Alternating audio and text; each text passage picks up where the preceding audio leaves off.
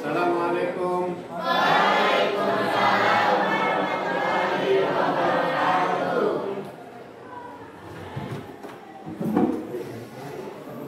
Assalamualaikum warahmatullahi wabarakatuh. Waalaikumsalam warahmatullahi wabarakatuh. Bismillah, alhamdulillah, wassalatu wassalamu ala rasulillah wa ala alihi wa sahbihi wa man wala amma ba'd. Ini apa kabar semuanya anak-anak? Sebelum kita memulai pelajaran kali ini, marilah kita berdoa. Dan sebelum berdoa kita membacakan Ummul Quran suratul Fatihah. A'udzubillahi minasyaitonir rajim. Bismillahirrahmanirrahim. Alhamdulillahi rabbil alamin. Ar-Rahmanir Rahim. Maliki yaumiddin. Iyyaka na'budu wa iyyaka nasta'in. Ihdinas siratal mustaqim. Siratal ladzina an'amta 'alaihim ghairil maghdubi 'alaihim waladdallin. Amin. Subhanaka la ilma lana illa ma 'allamtana innaka antal alimul hakim. Wa la hawla wa la quwwata illa billahil aliyyil azim. Rabbi shrah li sadri wa yassir li amri wahlul 'uqdatam min lisani yafqahu qawli. Rabbi zidni ilma warzuqni fahma. Alhamdulillahi rabbil alamin.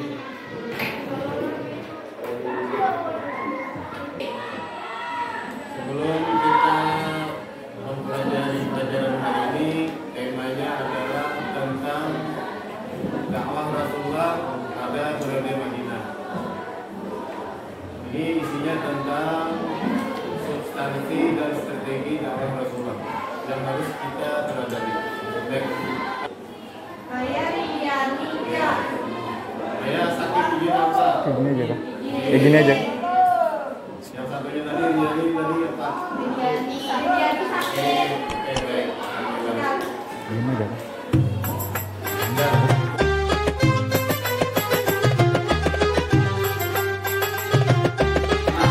nomor satu makna daripada dakwah Rasulullah di Madinah.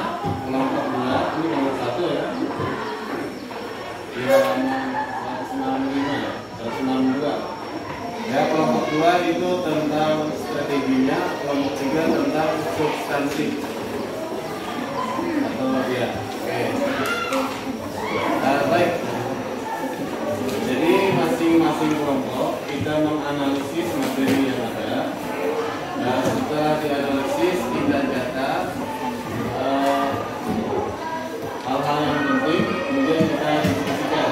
Ya, silakan dibuka pelajarannya. Kalian bikin ringkasan untuk dipresentasikan.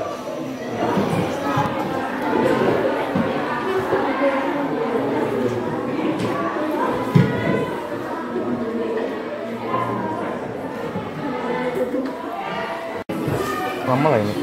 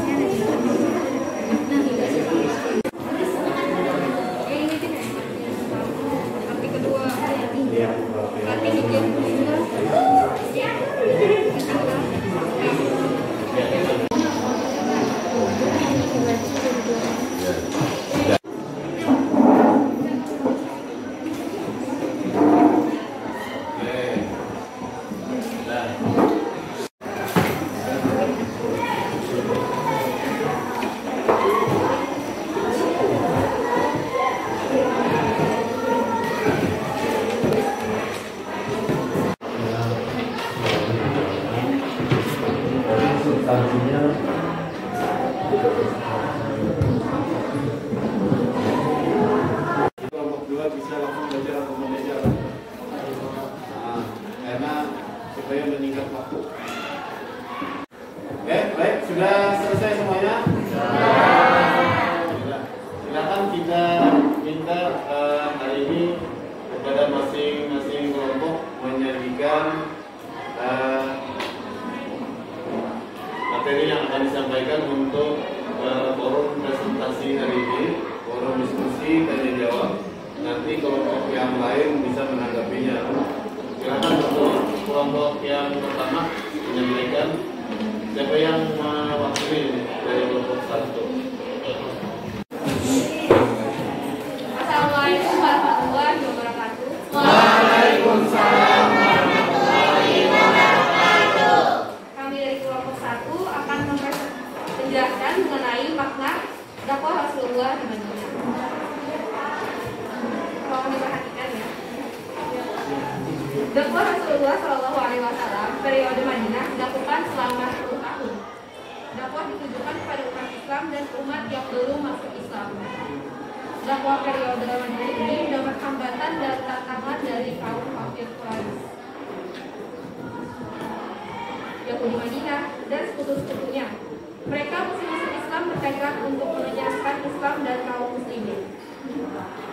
Untuk menghadapi tantangan dan tekad musuh-musuh Islam tersebut, dan setelah turun ayat Al-Quran yang isinya izin dari Allah Subhanahu wa Ta'ala untuk berperang, maka terjadilah beberapa kali peperangan seperti perang Badar, perang Uhud, dan perang Ahzab. Pada tahun ke-6 Hijriah terjadi perjanjian Hudaybiyah antara umat Islam dengan kaum kafir Quraisy. Perjanjian ini menguntungkan umat Islam, antara lain umat Islam memperoleh keleluasaan untuk berdakwah, sehingga dalam waktu 2 tahun saja berbagai kabilah Arab berduyun-duyun masuk Islam. Pada tahun ke-8 Hijriah, kaum kafir Quraisy melanggar perjanjian Hudaybiyah. Hal ini memberi kesempatan kepada Rasulullah SAW dan umat Islam untuk membebaskan Mekah dari penguasa kaum Quraisy yang zalim. Rasulullah SAW dengan bala tentaranya sebanyak 10.000 orang berangkat menuju Mekah dan tanpa perlawanan kaum Quraisy menyerah dan menyatakan diri masuk Islam. Tidak lama setelah pembebasan kota Mekah, terjadi lagi perang Hunain dan Taif. Dalam perang ini kaum musyrikin mengalami kekalahan dan seluruhnya masuk Islam. Pada tahun ke-9 dan 10 Hijriah, berbagai kabilah bangsa Arab menghadap Rasulullah SAW untuk menyatakan dukungannya. Demikianlah seluruh jazirah Arab sudah masuk Islam dan masuk wilayah pemerintah Islam yang besar. Sekian dari kelompok kami. Bisa ada pertanyaan? Ya, baik.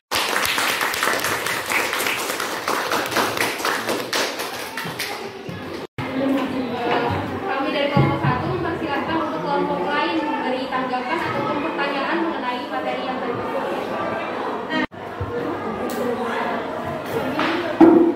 Ini dari kelompok 2 ingin bertanya kepada kelompok 1, siapa yang menemani Rasulullah pergi ke Madinah?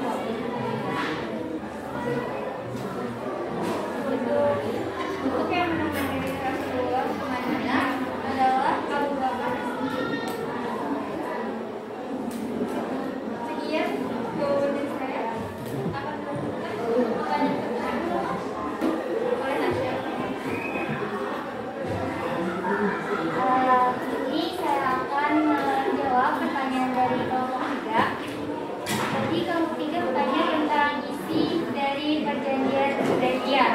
Yang pertama itu ada selama 10 tahun diberlakukan gencatan senjata antara kaum Quraisy penduduk Mekah dan umat Islam penduduk Madinah.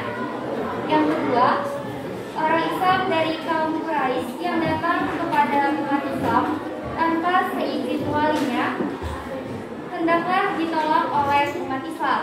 Kemudian yang ketiga, kaum Quraisy tidak akan menolak orang-orang Islam yang kembali dan bergabung dengan mereka.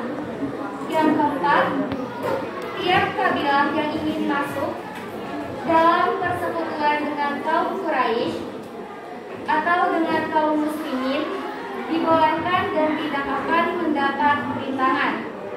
Kemudian yang kelima, kaum muslimin tidak jadi mengerjakan umrah saat ini. Kaum muslimin tidak jadi mengerjakan umrah saat itu. Mereka harus kembali ke Madinah dan boleh mengerjakan umrah di tahun berikutnya dengan persyaratan, yaitu kaum muslimin memasuki kota Mekah setelah penduduknya untuk sementara keluar dari kota Mekah. Kemudian ada kaum muslimin memasuki kota Mekah tidak boleh membawa senjata. Yang terakhir, kaum muslimin tidak boleh berada di dalam kota Mekah lebih dari 3 hari 3 malam. Terima kasih. Itu dia jawaban dari pertanyaan untuk kelompok 2 dan kelompok 3. Apakah ada pertanyaan? Tidak ada. Baiklah, sekian dari kelompok kami. Mohon maaf apabila ada yang kurang dalam penyampaian materi kami. Assalamualaikum warahmatullahi wabarakatuh.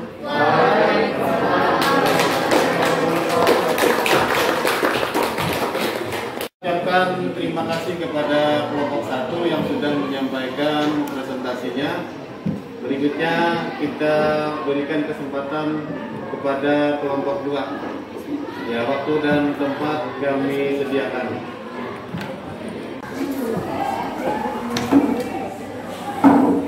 Assalamualaikum warahmatullahi wabarakatuh. Waalaikumsalam warahmatullahi wabarakatuh. Saya dari perwakilan dari kelompok 2 ingin menjelaskan materi. Dakwah Rasulullah SAW terhadap orang-orang dari luar Jazirah Arabia dilakukan dengan mengirim utusannya membawa surat dakwah kepada Heraklius, Mukaukis, dan lain-lain. Strategi dakwah Rasulullah SAW pada periode Madinah berlandaskan pada pokok-pokok pikiran. Dakwah hendaknya dimulai dari diri sendiri. Metode dakwah sesuai dengan petunjuk Allah Subhanahu wa taala dalam surah An-Nahl surah ke-16 ayat 125. Berdakwah itu hukumnya wajib dan dilandasi dengan niat yang ikhlas karena Allah Subhanahu wa taala.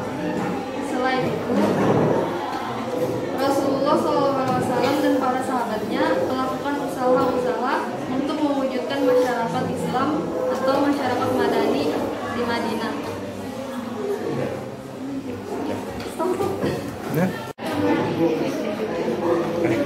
Sekian penjelasan materi dari kelompok 2. Silakan jika ada kelompok lain yang ingin bertanya.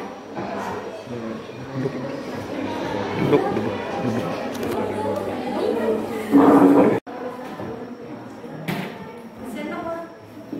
Assalamualaikum warahmatullahi wabarakatuh.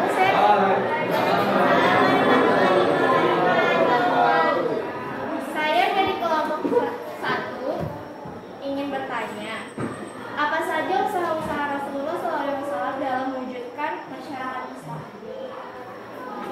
Sekian dari saya, terima kasih.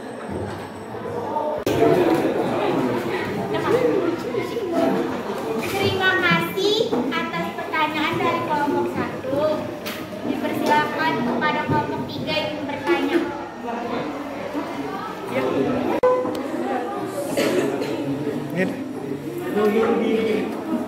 Assalamualaikum warahmatullahi wabarakatuh. Saya dari kelompok 3 ingin mempertanyakan sebuah pertanyaan. Salah satu strategi dakwah pada zaman Rasulullah di Madinah adalah membangun masjid. Apakah masjid itu hanya berfungsi sebagai tempat ibadah atau ada fungsi yang lainnya? Sekian saja dari saya. Terima kasih. Ya. Assalamualaikum warahmatullahi wabarakatuh. Waalaikumsalam warahmatullahi wabarakatuh. Di sini saya akan menjawab dari pertanyaan kelompok 1, usaha Rasulullah dalam mewujudkan masyarakat Islam. Yang pertama ada membangun masjid, kedua mempersaudarakan antara kaum muhajirin dan ansar, ketiga membuat perjanjian membantu antara umat Islam dan umat non-Islam, dan yang keempat meletakkan dari dasar politik, ekonomi, dan sosial Islami demi terwujudnya masyarakat madani. Selanjutnya pertanyaan kelompok 3, fungsi dari peranan masjid antara lain masjid sebagai sarana pembinaan umat Islam di bidang akidah, ibadah, dan akhlak. Kedua, masjid merupakan sarana ibadah khususnya salat 5 waktu, salat Jumat, salat Tarawih, salat Idul Fitri, dan Idul Adha. Yang ketiga, masjid merupakan tempat belajar dan mengajar tentang agama Islam yang bersumber kepada Al-Quran dan hadis. Dan yang keempat, masjid sebagai tempat pertemuan untuk menjalin hubungan persaudaraan sesama Muslim ukhuwah Islamiyah demi terwujudnya persatuan. 5. Menjadikan masjid sebagai sarana kegiatan sosial. 6. Menjadikan halaman masjid dengan memasang tenda sebagai tempat pengobatan para penderita sakit. Dan yang terakhir, menjadikan masjid sebagai tempat bermusyawarah dengan para sahabatnya.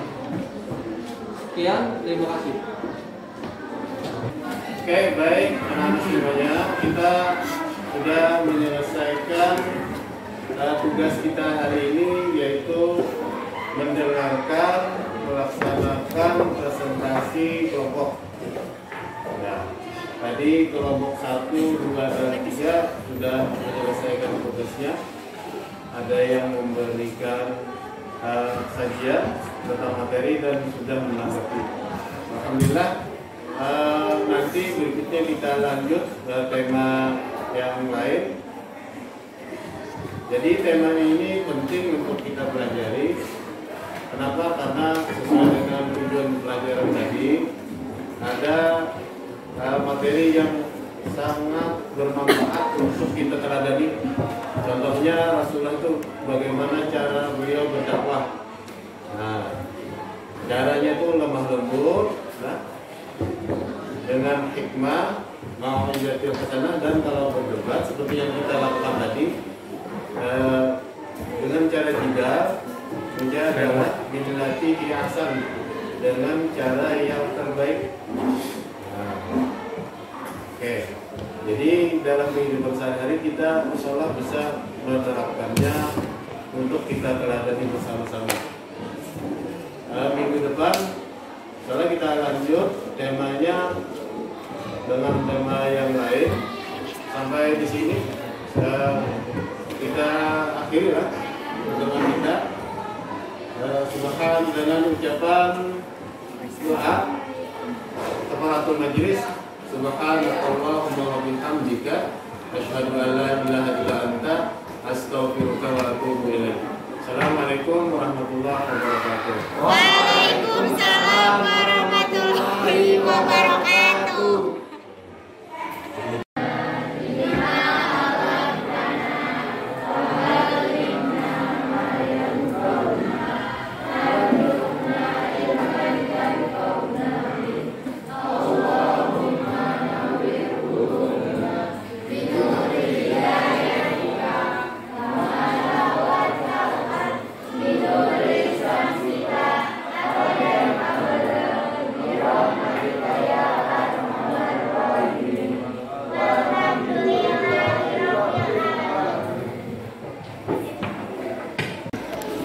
Nah itu, jadi ada tujuannya. Aku menjelaskan sedikit. Video apa? Aku diri lah. Nah, dari situ ikan bangun. Ini kameramennya nyala disusun. Ada bapak. Buat ikan enjoy aja lah. Nikmatinya kalau prosesnya ini nikmati aja. Jangan tapi tegang. Oke. Aku berdiri dulu.